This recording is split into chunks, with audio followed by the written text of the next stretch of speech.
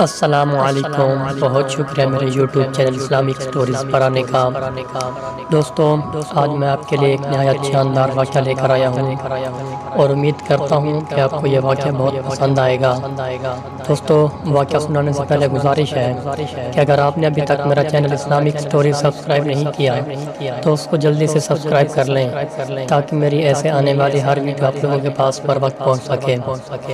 چلو دوستو، واقعہ سناتے ہیں۔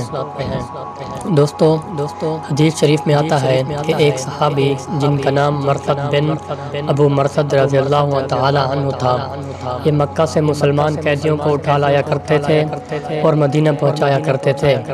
عناق نامی ایک بدکار عورت مکہ میں رہا کرتی تھی۔ جاہلیت کے زمانے میں اس عورت سے تعلق تھا۔ حضرت مرثد رضی اللہ تعالی عنہ فرماتے ہیں کہ ایک مرتبہ میں ایک قیدی کو لانے کے لیے مکہ سے تشریف لے گیا۔ ایک باغ کی دیوار کے نیچے میں پہنچ گیا۔ رات کا وقت تھا، چاند اپنے حسن سے جہاں کو منور کر رہا تھا۔ اتفاق سے عناق آ پہنچی اور مجھے دیکھ لیا، بلکہ پہچان بھی لیا اور آواز دے کر کہا، کیا تم مرشد ہو؟ میں نے کہا، ہاں میں مرشد ہوں۔ اس نے بڑی خوشی ظاہر کی اور مجھ سے کہنے لگی، چلو رات میرے پاس گزارنا۔ میں نے کہا، عناق، اللہ تعالیٰ نے زنا کاری حرام کر دی ہے۔ جب وہ مایوس ہو گئی تو اس نے مجھے پکڑوانے کے لیے شور و غل مچانا شروع کیا اور آواز دی، اے خیمے والو، ہوشیار ہو جاؤ، دیکھو چور آ گیا ہے، یہی ہے جو تمہارے قیدیوں کو چرایا کرتا ہے۔ لوگ جاگ اٹھے اور 8 آدمی مجھے پکڑنے کے لیے میرے پیچھے دوڑے۔ میں مٹھیاں بند کر کے خندق کے راستے بھاگا اور ایک غار میں جا چھپا۔ یہ لوگ میرے پیچھے غار پر آ پہنچے لیکن میں انہیں نہ ملا۔ یہ وہیں پیشاب کرنے کو بیٹھے۔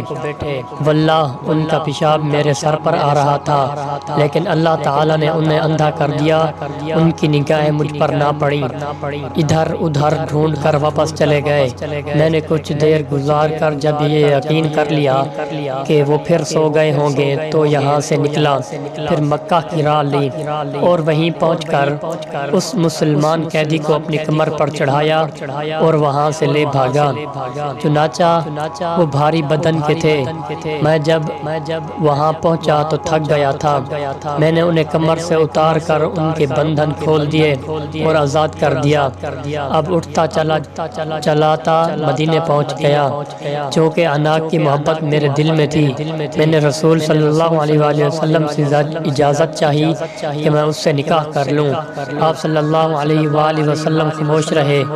میں نے دوبارہ یہی سوال کیا، پھر بھی خاموش رہے اور یہ آیت اتری، زانی یعنی زانیہ یا مشرکہ سے نکاح کرے، عورت زانیہ سے زانی یا مشرک ہی نکاح کرے، اور مسلمانوں پر یہ نکاح حرام ہے۔